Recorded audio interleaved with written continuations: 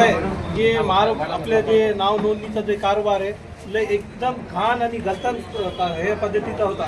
त्याकरिता मला ह्याची जाणीव होती. लोकांना ती बोलण्याची त्याची पद्धत पण चांगली नव्हती. त्यामुळे मी मास्क घालून आला. आणि इथं लई कमी कमतरता कामाची. ते बॅकहँडमध्ये काहीतरी वेगळंच करते आणि लोकांना वारंवार ते आज या उद्या या 15 दिवस या असं 2 वर्षापासून काही लोक आले तर ते सतत रडत होते. आणि ह्याच्या अगोदर पण मी आलेलो आहे आणि मी इथला कारभार पाहिलेला. हे लोक काय पद्धतीने काम करत आहेत. आता एक आमचे सहकारी पुणे कुलकर्णी साहेब त्यांनी चार्ज घेतलेला आहे आणि कधी ते इथं आलेले नाही. आता ऑर्डर घेतली नाही, जॉईन झाले नाही. चार्ज घेतलाय नुसतं जॉईन झालेले. सांगा मॅडम काय तुमचा नेमका प्रॉब्लेम? सर आपल्याकडे तसं कमिशनर सर आणि महापौर सरांनी मला काल बोलून त्यांनी चर्चा केली, मीटिंग घेतली. तर मॅनपॉवर वाढवण्यासाठी मी सरांना रिक्वेस्ट केली.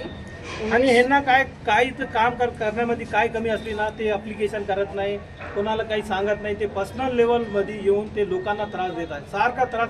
आणि वारंवार हे मी स्वतःहून पाहिलेलं आहे.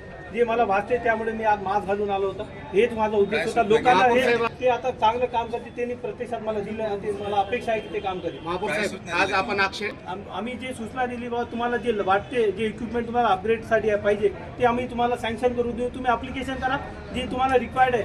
आणि इतर जी क्षमता आहे कॅपॅसिटी ते आम्ही वाढण्याचा प्रयत्न करू, मॅन पॉवर वाढण्याचा प्रयत्न.